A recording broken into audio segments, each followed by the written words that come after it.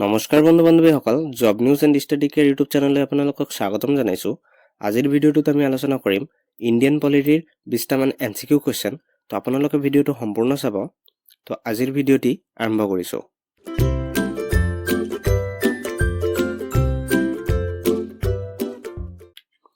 আজিৰ প্ৰথম কুৱেশ্যন হৈছে হু is the executive head of the Indian union. Indian ইউনিয়নৰ এক্সিকিউটিভ হেড কোন হয়? President, prime minister, chief justice of supreme court, speaker of the লোক সভা। স্পীকাৰ অফ দ্য লোক সভা, ঠিক আছে। তো ইয়াৰ শুদ্ধ উত্তৰ কি হ'ব? ইয়াৰ শুদ্ধ উত্তৰটো হৈ যাব এ নম্বৰটো, প্ৰেচিডেণ্ট অৰ্থাৎ ৰাষ্ট্ৰপতি হৈছে ইণ্ডিয়ান ইউনিয়নৰ এক্সিকিউটিভ হেড, ঠিক আছে। এতিয়া আহিছোঁ 2 নম্বৰ কুৱেশ্যনটো লৈ। 2 নম্বৰ কুৱেশ্যনত কি আছে? হু is the chairman of Rajya Sabha. ৰাজ্যসভাৰ চেয়াৰমেন কোন হয়? President, vice president, prime minister, attorney general. তো ইয়াৰে শুদ্ধ উত্তৰটো কি হ'ব? ইয়াৰে শুদ্ধ উত্তৰটো হৈ যাব বি নম্বৰটো, ভাইচ প্ৰেচিডেণ্ট অৰ্থাৎ উপৰাষ্ট্ৰপতি ৰাজ্যসভাৰ চেয়াৰমেন হয়, মনত ৰাখিব। এতিয়া আহিছোঁ 3 নম্বৰ কুৱেশ্যনটো লৈ। 3 নম্বৰ কুৱেশ্যনত আছে who appoints the attorney general of India. ভাৰতৰ এটৰ্নি জেনেৰেলক কোনে নিয়োগ কৰে? Prime minister, chief justice of supreme court, chief election commissioner, president. তো ইয়াৰে শুদ্ধ উত্তৰ কি হ'ব? এটৰ্নি জেনেৰেলক কোনে নিয়োগ কৰে? এটৰ্নি জেনেৰেলক প্ৰেচিডেণ্টে নিয়োগ কৰে, অৰ্থাৎ ৰাষ্ট্ৰপতিয়ে নিয়োগ কৰে। অ'কে, এতিয়া আহিছোঁ 4 নম্বৰ কুৱেশ্যনটো লৈ। 4 নম্বৰ কুৱেশ্যনত আছে who appoints the chief minister of a state in India. ভাৰতৰ যিবিলাক ৰাজ্য আছে, ৰাজ্যৰ মুখ্যমন্ত্ৰী আছে, মুখ্যমন্ত্ৰীক কোনে নিয়োগ কৰে? ঠিক আছে। তো অপশ্যন দি আছে এ নম্বৰত প্ৰাইম মিনিষ্টাৰ, বি নম্বৰ জাজ of high court, governor of a state, president. তো ইয়াৰ শুদ্ধ উত্তৰটো কি হ'ব? চিফ মিনিষ্টাৰক কোনে নিয়োগ কৰে?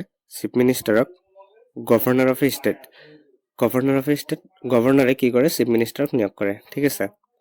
এতিয়া আহিছোঁ 5 নম্বৰ কুৱেশ্যনটো লৈ।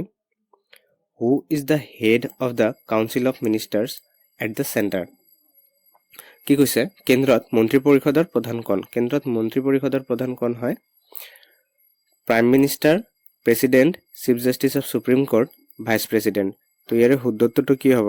ইয়াৰ শুদ্ধ উত্তৰটো হৈ যাব এই নম্বৰটো, প্ৰাইম মিনিষ্টাৰ অৰ্থাৎ প্ৰধানমন্ত্ৰীয়ে মন্ত্ৰী পৰিষদৰ হেড হয়, ঠিক আছে। মন্ত্ৰী পৰিষদৰ প্ৰধান কোন? প্ৰধানমন্ত্ৰী।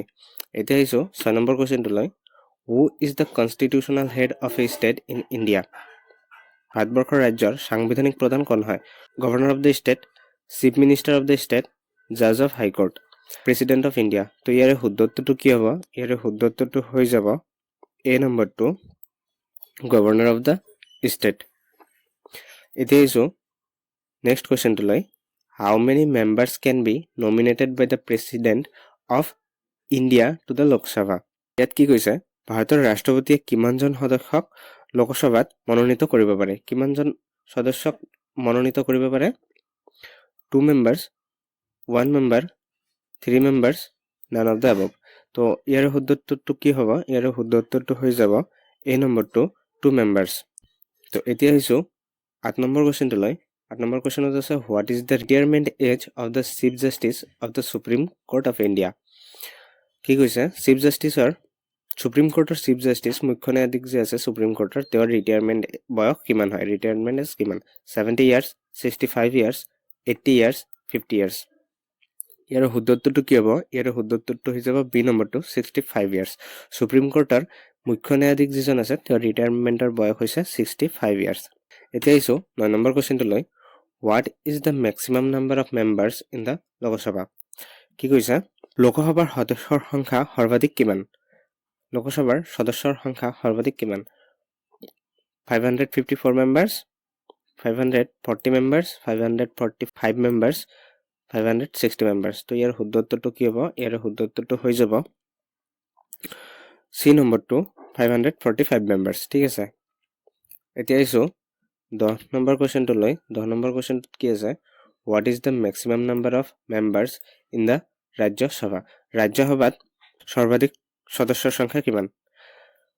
251 মেম্বাৰ্ছ, 250 মেম্বাৰ্ছ, 252 মেম্বাৰ্ছ, 253 মেম্বাৰ্ছ। তো ইয়াৰ শুদ্ধ উত্তৰটো কি হ'ব? ইয়াৰ শুদ্ধ উত্তৰটো হৈ যাব বি নম্বৰটো, 250 মেম্বাৰ্ছ। মনত ৰাখিব আপোনালোকে, লোকসভাত সৰ্বাধিক কিমানজন সদস্য থাকে? লোকসভাত থাকে 545 মেম্বাৰ্ছ আৰু ৰাজ্যসভাত কিমান থাকে?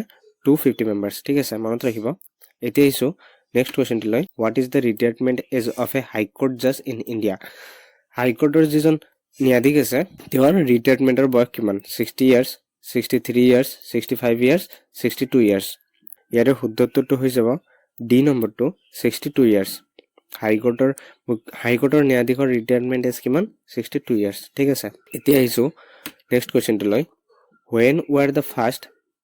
when were the first general elections held in India কি কৈছে ভাৰতবৰ্ষত প্ৰথম সাধাৰণ নিৰ্বাচন কেতিয়া অনুষ্ঠিত হয় 1947 1957 1952 1960 তো ইয়াৰ শুদ্ধ উত্তৰটো কি হ'ব ইয়াৰ শুদ্ধ উত্তৰটো হৈ যাব সি নম্বৰটো 1952 ঠিক আছে এতিয়া আহিছো নেক্সট কোৱেশ্চনটো লৈ when was the first Lok Sabha constituted in India কি কৈছে ভাৰতবৰ্ষত প্ৰথম লোকসভা কেতিয়া গঠিত হয় এপ্ৰিল 17 1952 May 17 1953 April 17 1951 May 17 1952 তো ইয়াৰ শুদ্ধ উত্তৰটো কি হ'ব ইয়াৰ শুদ্ধ উত্তৰটো হৈ যাব এ নম্বৰটো 17 April 1952 ঠিক আছে এতিয়া আহিছো নেক্সট কোৱেশ্চনটো লৈ how many schedules are there in the constitution of India at present কি কৈছে বৰ্তমান ভাৰতৰ সংবিধানত কিমানটা শিডিউল আছে 8 9 10 12 কিমানটা শিডিউল আছে ইয়াৰ শুদ্ধ উত্তৰটো হ'ব ডি নম্বৰটো 12 12টা শিডিউল আছে ঠিক আছে এতিয়া আহিছো নেক্সট কোৱেশ্চনটো লৈ dash is not a fundamental right কোনটো মৌলিক অধিকাৰ নহয় right to strike right to equality right to freedom of religion right against exploitation right to strike যেটো মানে ধৰ্ণা দিয়াৰ অধিকাৰ right to equality সমতাৰ অধিকাৰ right to freedom of religion ধৰ্মীয় স্বাধীনতাৰ অধিকাৰ right against exploitation তো ইয়াৰ শুদ্ধ উত্তৰটো কি হ'ব ইয়াৰ শুদ্ধ উত্তৰটো হৈ যাব right to strike তো কি নহয় মৌলিক অধিকাৰ নহয় ধৰ্ণা দিয়াটো মৌলিক অধিকাৰ নহয় ঠিক আছে এতিয়া আহিছো নেক্সট কোৱেশ্চন লৈ dash seats have been reserved for the union territories in Lok Sabha ইয়াতে কৈছে লোকসভাত কেন্দ্ৰীয় শাসিত অঞ্চলবিলাকৰ বাবে কিমানটা আসন সংৰক্ষিত কৰা হৈছে 20 40 25 নে 35 তো ইয়াৰ শুদ্ধ উত্তৰটো কি হ'ব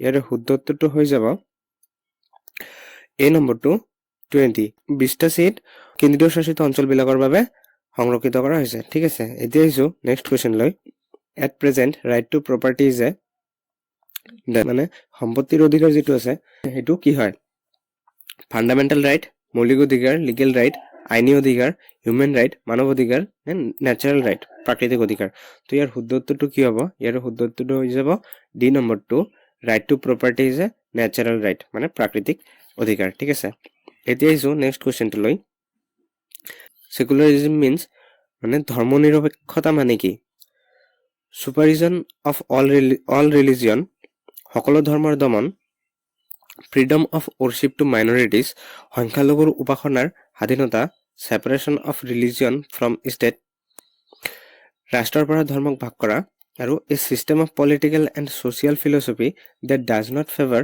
any particular religious faith কি কৈছে ৰাজনৈতিক আৰু সামাজিক দৰ্শনৰ এটি অৱস্থা যিয়ে কোনো বিশেষ ধৰ্মীয় বিশ্বাসৰ পক্ষত নহয় ঠিক আছে তো ইয়াৰ শুদ্ধ উত্তৰটো হৈ যাব কি সেকুলাৰিজম মিন্স ধৰ্মনিৰপেক্ষতা মানে এইটো হৈ যাব ডি নম্বৰটো হৈ যাব যে এটা সিস্টেম যে ৰাজনৈতিক আৰু সামাজিক দৰ্শনৰ এটা সিস্টেম হয় আৰু কাৰো ফেভাৰত নহয় মানে কাৰো পক্ষত নহয় এইটো ধৰ্মনিৰপেক্ষতা বুজায় ঠিক আছে তো এতিয়া আহিছো নেক্সট কোৱেশ্চনটো লৈ name the second president of Indian Republic ভাৰতীয় প্ৰজাতন্ত্ৰৰ দ্বিতীয় ৰাষ্ট্ৰপতিৰ নাম কি ভাৰতীয় প্ৰজাতন্ত্ৰৰ দ্বিতীয় ৰাষ্ট্ৰপতিজনৰ নাম কি doctor Rajendra Prasad doctor S Radhakrishnan doctor Zakir Hussain doctor V V Giri তো ইয়াৰ শুদ্ধ উত্তৰটো হৈ যাব পি নম্বৰটো ডক্টৰ এছ ৰাধাকৃষ্ণন কি আছিল সেকেন্ড প্ৰেসিডেন্ট আছিল ভাৰতৰ এতিয়া আহিছো শেষৰ কোৱেশ্চনটো লৈ by whom was the first prime minister of India appointed কাৰ দ্বাৰা ভাৰতৰ প্ৰথম প্ৰধানমন্ত্ৰীক নিয়োগ কৰা হৈছিল অপচনবিলাক দিয়া আছে the governor general doctor Rajendra Prasad